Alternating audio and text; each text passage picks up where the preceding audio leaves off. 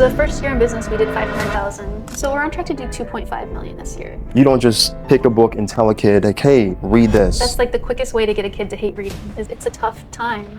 People are looking for good vibes, for positive experiences, and small local businesses like this one can provide those. I'm really fortunate that we have a really great team here, that I don't have to come into work every day. I never work weekends. I go home at 3:30. So my work-life balance, I have time for my kids, I have time for my partner. Yeah. So I'm really proud of that.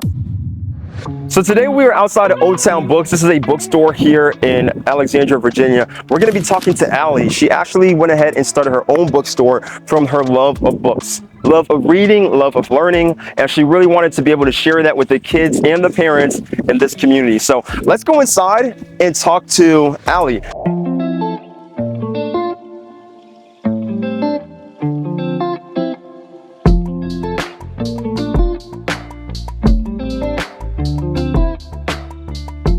All right, thanks, Allie, for having us. Yeah, thanks for coming. Yeah, I mean, this is one of the coolest looking bookstores that I've seen.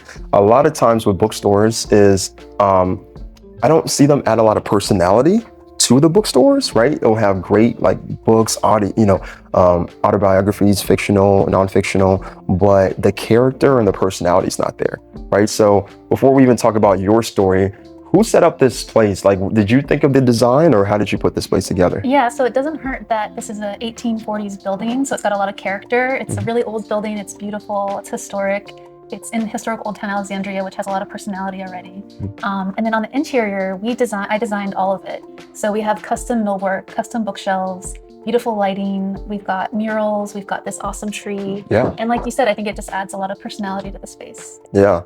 Did you already have experience working at bookstores before this, or did you just kind of just dive right in? So it was all just personal preferences. I hadn't really worked in retail. I've always been a very visual person. I love aesthetically pleasing spaces. I love art, visual art, things like that.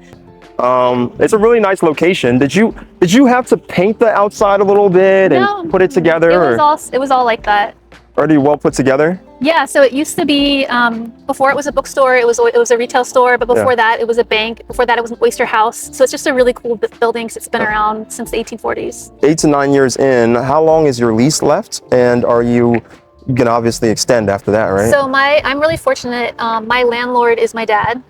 So we didn't think about that. Yeah, okay. So my dad owns this building. All right. I still pay market rent because he's very much the kind of person who's like, you got to pull yourself up by your bootstraps. He's not going to give me any favors. Yeah. But I am really, really fortunate that I was able to like put all this investment into the space, knowing my landlord's not going to kick me out in 5 years. So there's no like end date to like your lease, I have a 5-year lease right now. Okay. So I do have a 5-year lease with a 5-year option. So I have 10 years.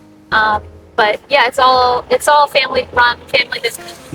This is the kids section, right? Yeah, this is the kids section. It goes from age range from oldest to youngest. And this is actually only 2 years old. So when we first opened in this building, we only had the adult side. We didn't have the children's side. So 2 years ago, we decided to grow the children's side. And now we do school visits, school sales, author events, a lot of kids programming. Who's the real customer? Is it the kids that want to be here, or is it the parents that are paying for it? Oh, that's a good question. I think it's a little bit of both. Yeah. And sometimes they are at odds with each other. Sometimes the parents want the kid to read a chapter book, whereas the kid wants to read a graphic novel, things like that. They want to pick up the fun things. But I think with reading, it's so important to let the kid lead the way. And that way you get to build a reader for life, because you let them read the graphic novel, let them read the comic book, let them read the manga, because that's what makes you a reader, is doing it because you love it, not because someone's telling you to do it. Okay. Yes. So you're inspiring the kids by letting them they come in here, they see the different books that maybe they never would have thought of reading, right? But like, hey, we all know our Tom and Jerry's, we all know the normal books, right? But you can come in here and find some other cool books along the way. 100%. And our book buyer has actually been doing this for 30 years. So she's very experienced in picking out different books that appeal to kids. And during the summertime like this, is this low season or high season? This is low season for us. It's very quiet. So the heat, the thunderstorms, things like that, because it's brick and mortar retail, a lot of it is foot traffic. And when it's hot out, no one wants to go shopping. When it's raining out, no one wants to go shopping. So this is our quiet season. We do the majority of our sales in the fourth quarter around the holidays. And you mentioned that you have a book buyer. How important was it to like put a team that already had experience? Like, what are you looking for when you are hiring somebody? Yeah, so we actually have 2 book buyers. We have an adult book buyer and a kids book buyer. And I tried to do the book buying for like the first year or two. It's just such a specialized skill set. you have to read so widely. And I like literary fiction and I like memoir. I don't really read a ton of romance or a ton of thrillers. Like these book buyers, they read everything. And so it was really important from day one to have buyers that knew what they were doing. Did you go to college and then take the traditional route before you started this? I went to college for the arts, so I have an English degree, and then I went to grad school at NYU and I got a writing degree. So I've always been in the literary world, so I've always loved books, but I had never been an entrepreneur until I started this project. And I actually had my first daughter, who was a year and a half old, when I decided I didn't want to go to work full time anymore. I wanted to work for myself and make my own hours, my own schedule. And so that's sort of where the seed of the idea for the bookstore came from. Usually when people have kids, that's the time when they try to be more stable, right? You actually decide that's the time to take the risk and dive in. Yeah. Who was your support system during that time? Like, do you have family who help you out with your child, or how does a mom make that work where they start a business while having a newborn at the same time? Like, how does that work? Oh my gosh. Well, it was actually the opposite of a support system. Everyone in my life was like, don't do it, don't do it. Okay. So I think like I listened to them and I heard them out, but I didn't necessarily follow the advice because I thought I could do it. I thought Old Town Alexandria needed a space like this. And I really wanted to create a space where I could raise my kids. And 8 years later, it's worked out pretty well. And what was the initial startup investment? And were you on target with your budget, or did you happen to go over budget? So I actually started as a pop-up. So I wouldn't have been able to do this if I hadn't popped up. So my initial budget was, I spent about $5,000 on used bookshelves. So I bought them from another bookstore and had them shipped up from North Carolina. So I spent $5,000 on bookshelves, and then I spent $40,000 on inventory. And other expenses, so about $45,000 for the pop-up. So regardless if you make money or not, like you've already spent that, yeah, right? I already spent that. And then I did a ton of sweat equity. So I didn't hire anybody for like the first 6 months. Really? So I kind of burnt out, but it was worth it in the long run because I was able to make money and reinvest that in the business. And that first 6 months, you already had your daughter at the time, right? So my husband was my big support system. Okay, yeah. That's kind of where I was getting to. He was like, don't do it. But then once I did it, he stepped up and made it all worth it. Before your child, were you both working to kind of bring some income in? Yeah, so we were a dual family, dual income family. I was working at NYU as an academic advisor, so I had a full-time job. I had a 401k. I had savings, and so I bootstrapped the pop-up. So just meaning I couldn't even qualify for an SBA loan. I couldn't qualify for a line of credit, so I had to use my own savings to start the business. That's where that came from, your savings. And then after I was operating for a while, when I started to see that the business was successful, I got another loan for $40,000 to grow the business. Okay. So I sort of did it piecemeal. Instead of getting like one big SBA loan from the bank to do like a big build out, I started as a pop-up and just did like smaller chunks of money and reinvested it. Right. So the pop-up allowed you to build up some experience, also help you build some history, right? So now landlords are looking at you like, oh, she's made some on-time payments, and it helped with the bank because they're seeing revenue come in and out. Yeah, and so that's when I moved from the pop-up space to here, which is the pop-up space was 500 square feet. This is almost 2,500 square feet. When I did that move, I was able to qualify for an SBA loan. So I do have an SBA loan for the build out for the inventory of this space. The only reason I got there is because I did the pop-up. Right. And so the requirement for SBA loan is, I'm guessing they want a physical location, right? They wanted you to have that. And is it just that they probably wanted some skin in the game? Like, as far as like, it's one thing to just say I want a $4,000 shelf, which for them is like, maybe we don't get money out for that. But when you actually came back to them with a bigger concept, was it more so the concept that got you through the door, or do you feel like the history of some money coming in? The cash flow. During that first year, was there just no income coming in that much? So the first year in business, we did $500,000 in gross sales. Whoa. And I took home $50,000. So that's crazy. So the first year I did $50,000. Yeah, that's extremely rare. Yeah. That's actually really good to be able to go from 0 to 500,000.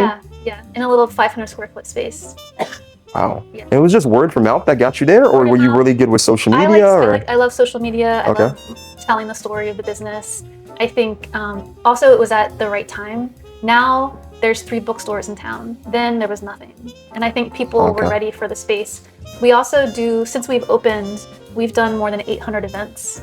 So we do about 100 events a year. So I was also doing a ton of author events, a ton of book clubs.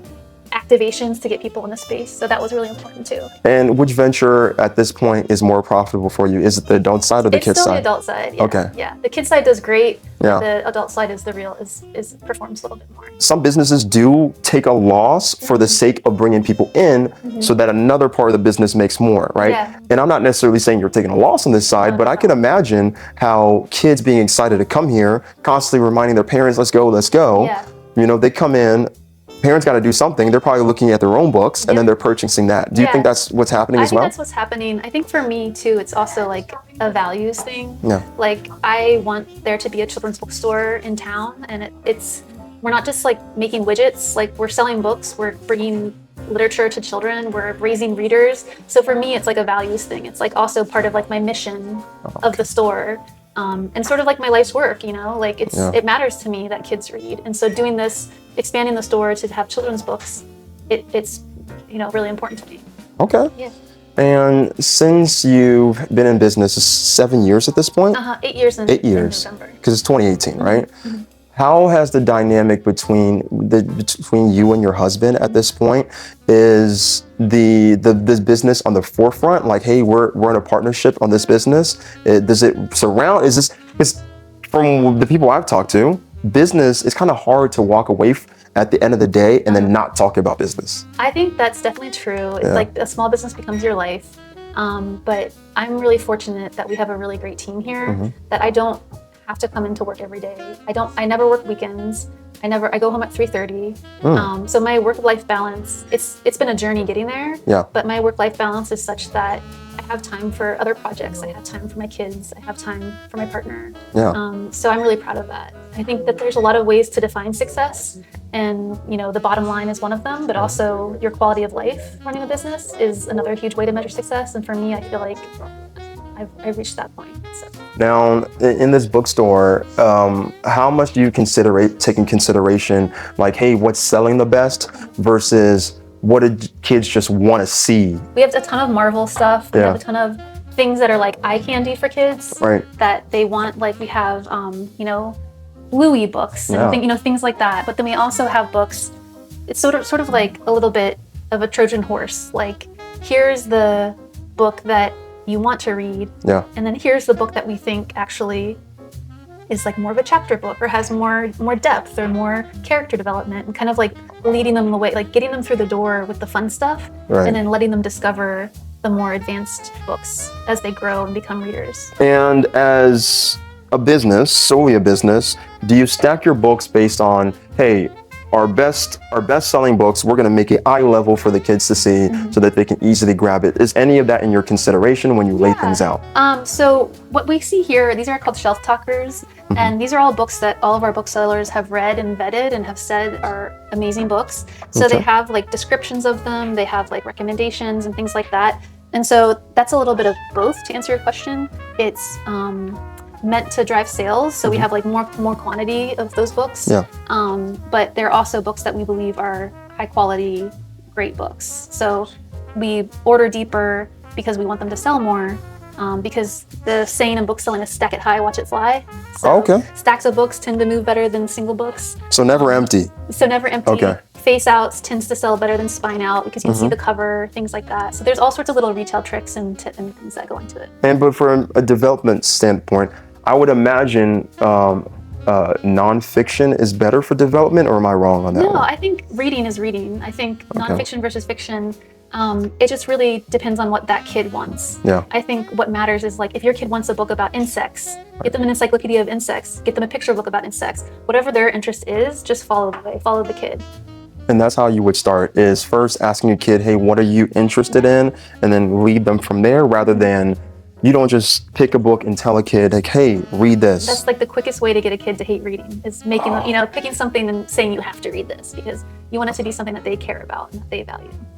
And from a school program perspective, do you think the school system is doing it the right way that they're doing now? Or do you think that they should probably lead the way for more creativity and being more flexible? I think in Alexandria, they're doing a great job.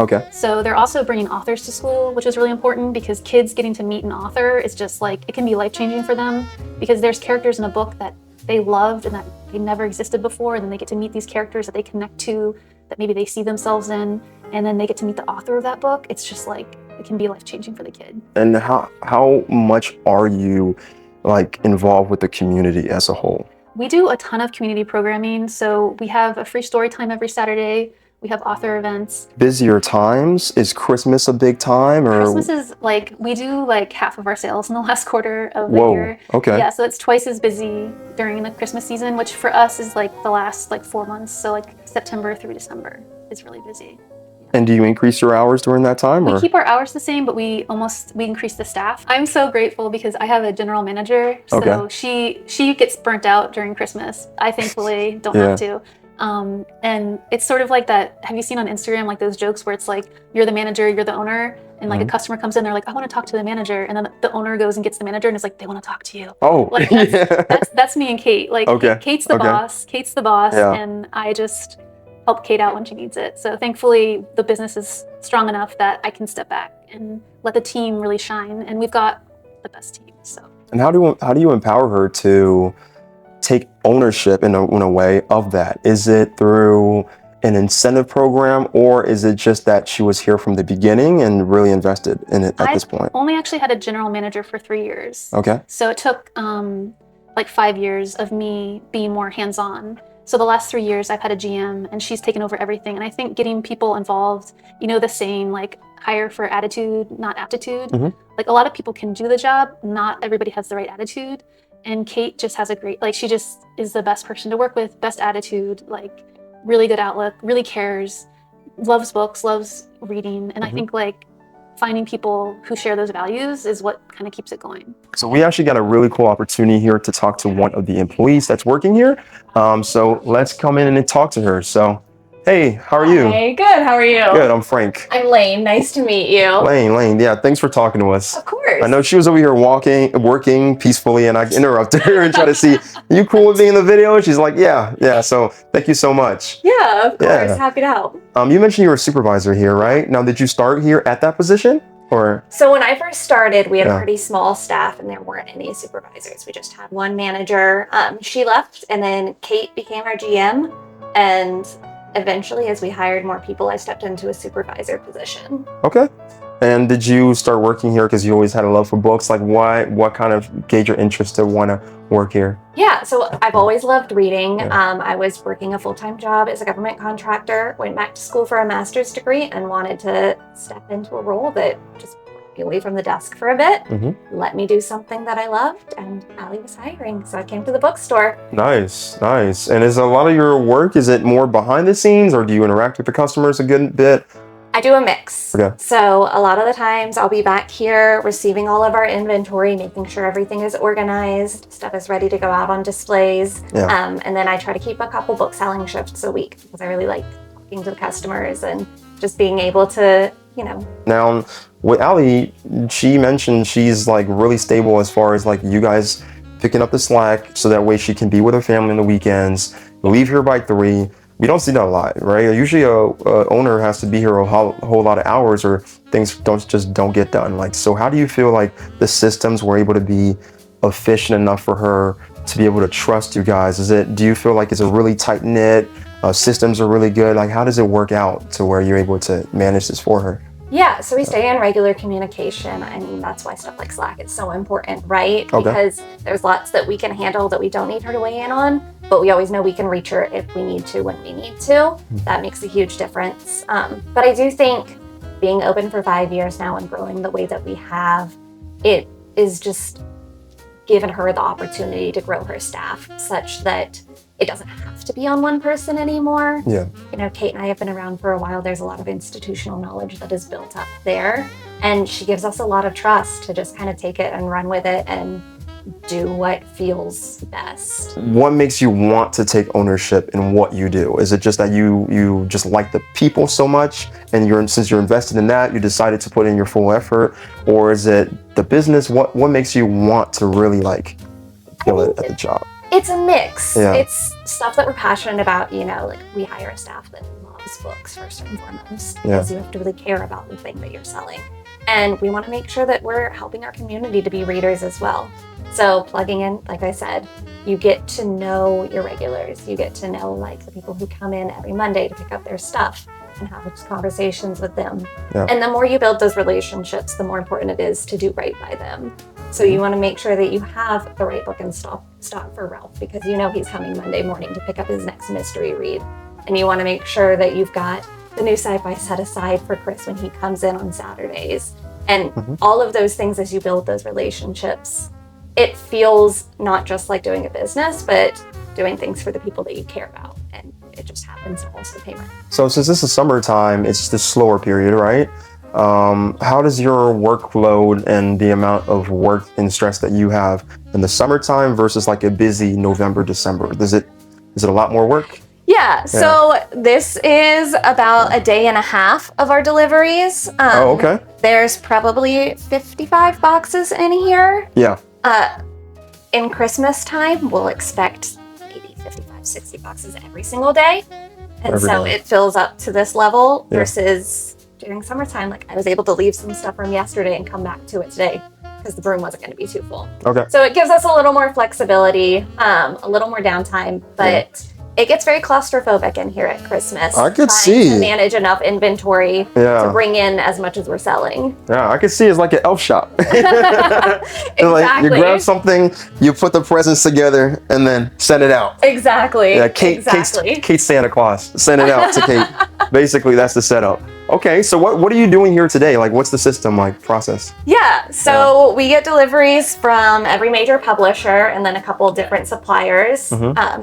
And as they come in, I will just open up the boxes, scan in each book, and then Okay. I organize them into a cart that I'll roll over to my adult bookseller for them to shelf, Okay. a cart that I'll give to my kids bookseller for them to shelf, and then future releases. So new books come out each Tuesday. We normally have around 20 adult titles, Yeah. 15 kids titles that are being released each Tuesday, and we'll bring in between 1 and 8 copies of each. So there's a lot that rolls out each week, Okay. and that has to stay back here until it's release day because we can get in trouble with publishers if we sell stuff early. Really? So there's rules on the back end with publishers. Oh yeah. Yeah. They don't want the next plot twist coming out until it's release day. They also do it so that they can kind of organize for New York Times bestseller list. Yeah. So we report to the New York Times each week.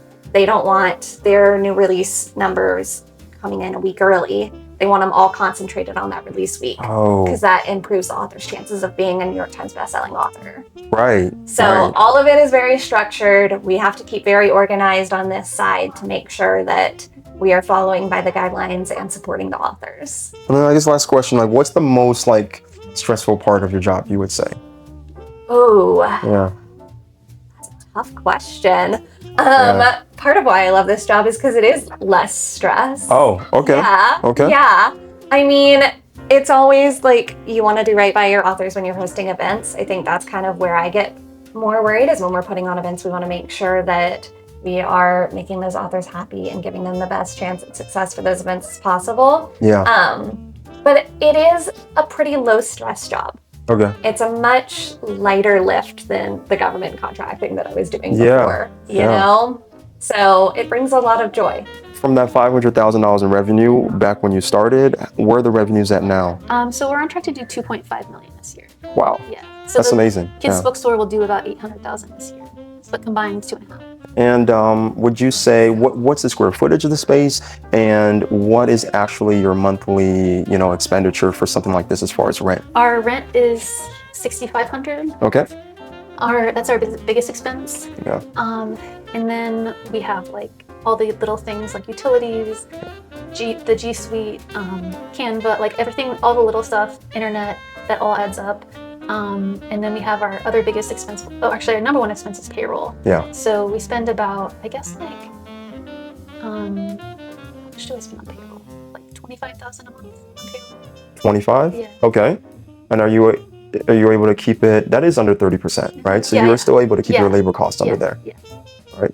And then the books, at this point, are they more or less a one-time expense and then a smaller expense as you go on from there? So we sell a book, we buy a book. Yeah, it's like just reinvesting in the inventory. Yeah. We also do a thing with publishers. They take books back that don't sell. So if we have a book that's been on the shelf for 90 days and it hasn't sold, we pull it off the shelf, pack it up, send it back to the publisher, and we get credit from the publisher. Oh, okay. To repurchase another book. Yep. Yeah.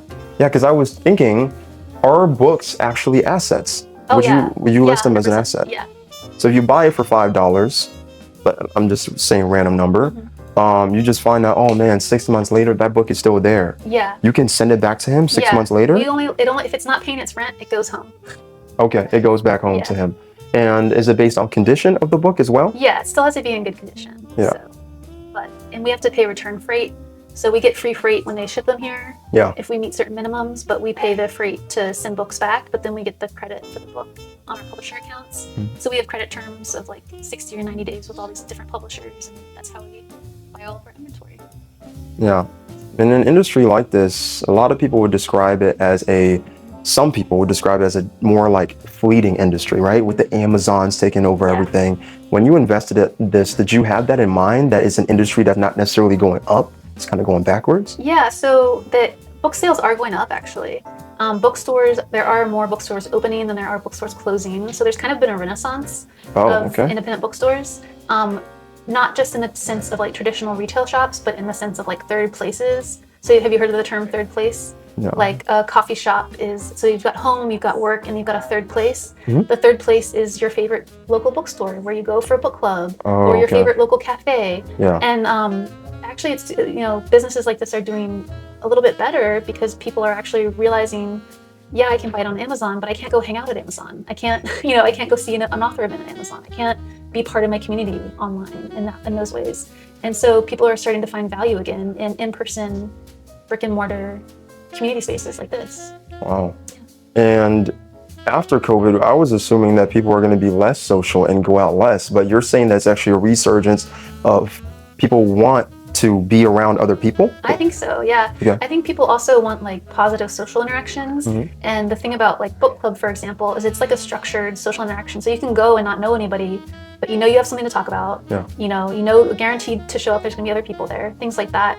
Also, we do things like puppy yoga. So we host yoga in the bookstore with rescue puppies. Okay. That's just good vibes. Yeah. People are looking for, it's a tough time.